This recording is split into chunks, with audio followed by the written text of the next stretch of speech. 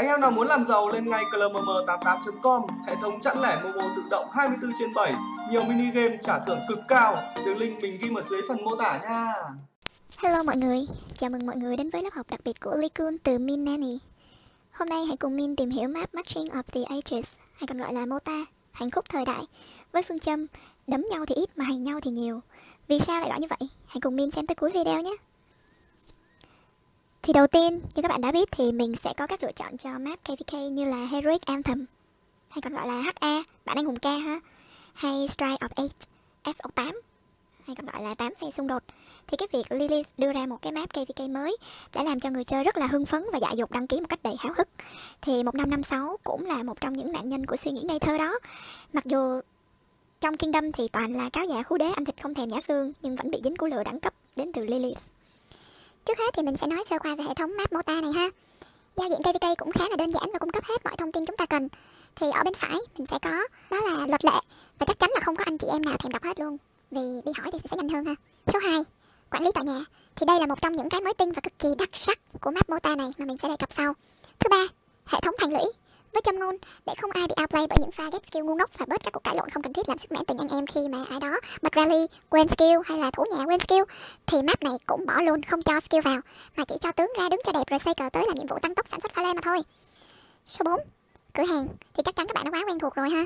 Lưu ý, muốn mua được skin nhà bằng xu thì các bạn phải chơi ít nhất 2 mùa KVK bất kỳ có chứa hệ thống này như là HA, SO8, Mota. Nên ai mà trông mong một mùa map tách cúp trọn niềm vui thì có cái điệp. Số 5, đại sảnh anh hùng.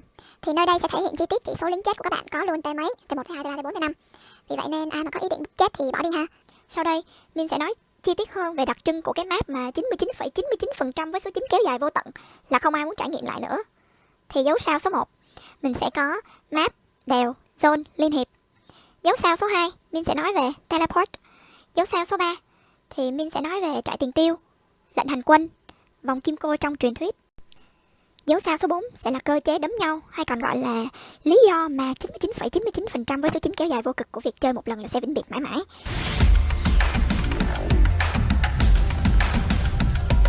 Thì map này có một cái ưu điểm tuyệt vời hơn hẳn cái map HA, đó là nó không có mây, cũng giống y chang như map SO8 ha, không có mây. Thì đối với cái map này thì nó sẽ có 8 trại dàn đều. Tuy nhiên không thể block zone được vì nó khá là to. Tất nhiên là vẫn có thể nếu như mà Kingdom của các bạn siêu rảnh và siêu nhiều clan farm attack vậy thôi. Chứ còn thật sự là lừa như quỷ, không ai rảnh mà ngồi mà đi xây bịt hết cái zone to đùng như vậy đâu. Tiếp theo đó là zone. Thì ở đây mình sẽ có là zone 4, hai cái zone 5. Thì là zone 6 share đều. Một cái Kingsland hay còn gọi là pre-Kingsland á. Thì cái pre-Kingsland này thì rất là free for all luôn á, cứ tấp hết vào mà đấm nhau ngày đêm. Nhưng mà nếu ném fort block từ cái cổng trước, từ cái zone 6 á, thì địch cũng không thể nào mà đâm cờ ra đây được. Và cái tiếp theo đó là cái real Kingsland, thì nơi mà đại dích mà kingdom nào cũng muốn chạm vào sẽ ở đây. Đúng chất bé tí xíu luôn. Tiếp theo là đèo. Thì như bình thường, giống như các cái map còn lại thì nó cũng có từ đèo 4 đến đèo 9. Bị một cái là Min chơi hẳn 50 ngày rồi mà vẫn không biết cái đèo 7 này sinh ra để làm cái gì. Đây, cái đèo này này, chả làm gì được nó cả. Kiểu đâm cờ rãm không xây qua bên kia được, xong rồi địch cũng không từ đó qua đây được. Nói chung là để trưng cho đẹp vậy đó. Tiếp theo là liên hiệp ha. Thì ở đây có tối đa 4 clan trong một liên hiệp thôi. Vì vậy nên cái việc mà làm plan từ ban đầu để phân bổ các cái pháo đài liên minh chạm thành lũy, hay là plan các thứ rồi trao cổ tháp cho ai thì cũng rất là phải lên chi tiết kinh khủng luôn á. Chứ không là vô map đấm nhau một cái là lắp tè le, chửi lộn tè le tùm lum hết.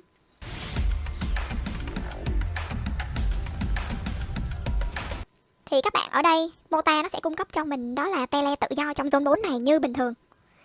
Còn các zone còn lại thì các bạn phải tuân thủ quy tắc 3DM và luôn dặn lòng là không được chửi Lilith như sau.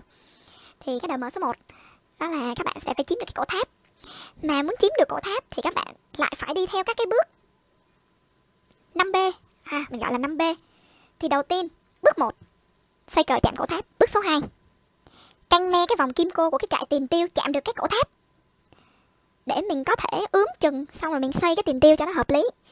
Cái này mà ai học toán hình dốt như Min thì đúng là bất lực mà còn phải delete. Kiểu ban đầu vô nhìn cái xong rồi cái Min mẹ ông trời, sinh ra Min sao còn sinh ra toán hình, mà Min đã chơi cái game này rồi mà đã muốn game này để tránh cái toán hình rồi vẫn vô Mota để gặp nó, cay vãi. Bước 3 chờ tiền tiêu xây xong mất 2 tiếng. Bước 4 chờ tiền tiêu của mình xây xong còn phải chờ tiền tiêu của ít nhất 10 người xung quanh xây xong để đặng còn reinforce rally cái cổ tháp. Bước 5 nhét lính thích hợp để rally vào tiền tiêu và bật rally xong sau đó là van xin mọi người vô full cái rally. Chắc chắn là những cái ai mà chơi đầu á, đối với các cái lead á, thì 100% là sẽ nhận lại các câu hỏi vì sao không join được, lính của mình ở đây mà, nhà mình ở đây mà sao không join được, sẽ đâm ra ức chế ha. Và sau đó là sẽ kêu gào spam bà các cái cổ tháp cho nó lẹ. Đó là khi mà Lilith chưa có update dam lên đó thì cái việc spam là không thể, nhưng mà bây giờ thì dễ rồi, mạnh dạn tự tin cứ spam thôi. Thật ra là cái cổ tháp cũng chả cần rally đâu. Rồi tiếp tới đến DM số 2.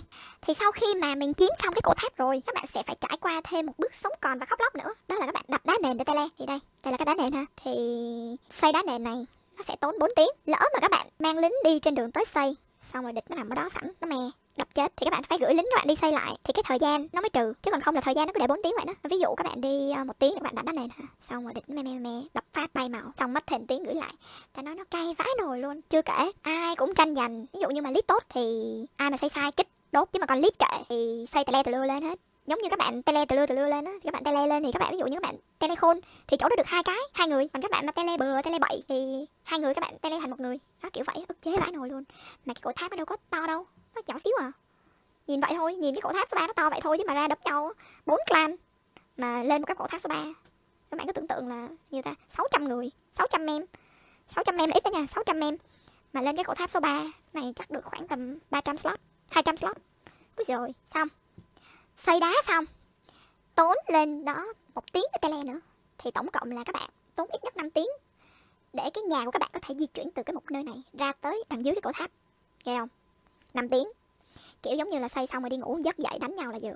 Chưa kể lỡ mà các bạn AFK các bạn đi ngủ mà kiểu lít nhìn ngứa mắt xong lít kích lít đốt mất đá tức tới đời số 3 ha. Đó là lỡ mà các bạn có đam mê bất tận với farm game mà farm mỏ nè kéo man mà lỡ tele bu đông rồi muốn tele đi chỗ khác thì kể từ cái thời điểm mà các bạn tele thành công lên cái cổ tháp á thì các bạn sẽ mất 1 ngày sau các bạn mới được tele lại lên cổ tháp khác. Còn cái đá nền thì các bạn cứ đặt hủy thoải mái thôi, tốn pha lê với vàng và 4 tiếng xây với 1 tiếng tele. Các bạn phải lưu ý là khi mà các bạn ra zone 9 mà các bạn chiếm slot tele lên của các boss Matic xong ra hự 3 phát full viện xong rồi bỉm, rồi ta nói cảm giác lúc đó không biết sẽ ra sao luôn, định mệnh luôn. 100% khi các bạn online các bạn sẽ nhận được hàng trăm inbox nguyền rủa, sure luôn, cá luôn, thề luôn. Thì ở đây các bạn có chửi mấy trăm cái DM cũng không thể nguôi ngoai được cái sự ức chế của nó. Rồi nói về trại tiền tiêu thì đây, trại tiền tiêu đây ha, nhìn rất là cute và nó sẽ thay đổi mỗi khi mà mình nâng cấp nó lên, nó sẽ to hơn. Rồi thì cái trại này nó sẽ tốn 2 tiếng xây. Cái trại tiền tiêu này sẽ tốn 2 tiếng xây và mất 30 phút để nâng cấp cho mỗi cấp. Thì level 5 là mát. Thì cứ mỗi lần xây hay là nâng cấp thì các bạn sẽ tốn 10.000 pha lê và vàng. Thì sau khi xây xong nó sẽ cung cấp cho các bạn một cái vòng kim cô màu xanh là tập con của màu vàng. Lấy trại làm tâm điểm, cũng khá là bé, khoảng 3 đến 40 cây thôi. Sau đó Lilith update lên nó to hơn rồi mà thấy vẫn như xịt nên là không có tích kỹ nữa. Nói chung là cũng khá là bé. Rồi về quân dự bị thì quân dự bị này các bạn cứ tưởng tượng nó như cái sạc dự phòng của bạn á. Hết thì nhịn, còn thì chơi hết thì nhịn. Mà thời gian sạc á thì phụ thuộc vào cái độ xịn của bạn. Tại sao lại nói độ xịn của cái các bạn? Thì tất nhiên là tiền nào của nấy rồi các bạn. Thứ nhất nó sẽ phụ thuộc vào tech. Tech càng cao nó sẽ có một cái giảm speed, giảm cái tốc độ sạc quân. Cổ tháp thì nó cũng có giảm cái tốc độ sạc quân luôn. Và khoảng cách từ nhà tới trại thì tất nhiên rồi, càng ngắn thì sạc càng nhanh, càng dài thì sạc càng lâu. Và level của trại là cái dễ nhất rồi, bình đẳng với mọi người rồi ha. Nhưng các bạn phải lưu ý nè, tại sao mình nói là cái quân dự bị này nó cũng khá là khó chịu. Bởi vì một cái boss Matic thì thời gian đầu á cũng phải tận 3 ngày mới sạc đầy được 400k lính dự bị. Đó là trước khi vô năm mở nha. Đó, trước khi vô năm mở thì là boss của mình tốn tận 3 ngày mới được 400k. Thì các bạn cứ tính đi, trời ơi, bão táp mưa sa luôn. Rồi đây là quân đồn trú. Thì cái quân đồn trú này á thì đối với level 1 thì các bạn sẽ được gửi 1 cặp, lên level 3 thì các bạn gửi được 2 cặp, lên level 5 thì các bạn gửi được 3 cặp. Và cứ mỗi lần mà các bạn gửi thì nó sẽ tốn một cái lệnh hành quân. Rồi thì cái quân đồn trú á thì khi mà các bạn gửi lính vào đây á thì gì cũng được, nhưng mà các bạn phải cân nhắc nha, tại vì nó tốn cái lệnh hành quân á, thì nên là thường á là sẽ nhét kỵ và bộ vào để rally và thủ cờ thì nó sẽ tối ưu hơn. Còn cái lệnh hành quân là gì? Thì cái lệnh hành quân đó là cứ mỗi lần mà mọi người gửi một cái lính một cái lính nào đó vào trại tiền tiêu. Ví dụ như mình gửi cao 200k kỵ vô cái trại tiền tiêu đó thì mình sẽ tốn một cái lệnh hành quân và mất 6 tiếng để hồi lại một cái lệnh mới. Xài hết thì mình cứ ngồi mình nhìn thôi, nên là phải cân nhắc kỹ ha, và xài sao cho nó hợp lý.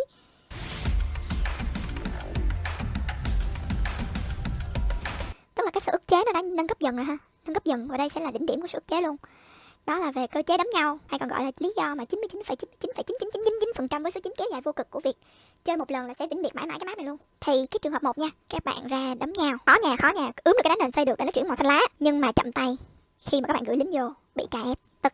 Trường hợp 2, ướm được trại tiền tiêu màu xanh lá cây xây được luôn, nhưng đặt tên chậm bị KS. Trường hợp 3, không ai KS hết, các bạn ướm được đá nền, các bạn ướm được trại tiền tiêu luôn, man rợ chạy vô cày. Trường hợp 4, nhanh tay xây được đá nền, lít kêu delete cho bot lên, xong kiếm được chỗ khác, bị KS. Trường hợp 5, nhanh tay xây được trại, lít kêu delete xây đẹp hơn để cho tối ưu hóa, xong bị KS. Trường hợp 6, xây được trại tiền tiêu, không ai đụng vô, nhưng tính không kỹ, hết lệnh hành quân. Trường hợp 7, xây được trại tiền tiêu, có luôn lệnh hành quân, gửi được quân lên luôn, vòng kim cô không chạm tới mục tiêu rally, phải open field, ăn đòn no nê luôn. Trường hợp 8, vòng kim cô chạm tới mục tiêu rally luôn, không có quân dự bị. Nhìn, nếu như các bạn nói các trường hợp trên là ức chế thì vòng kim cô sẽ là boss cuối. Tại sao mình nói vòng kim cô sẽ là boss cuối? Ở trong vòng xanh thì các bạn đấm bằng 200% đam, vòng vàng thì 150%, không vòng hay từ nhà thì các bạn đánh bằng 100% cái đam cơ bản các bạn đang có. Thì đối với open field, nếu như bạn không có vòng kim cô, tức là các bạn chấp địch đam mà qua đất địch đánh thì 100% là boss nhiều ở tiền tuyến, và kim cô dày đặc màu xanh ở bên đó. Ngày nào người ta cũng ném sương mấy cái rương vàng trang bị xuyên sơn này nọ, mát tách,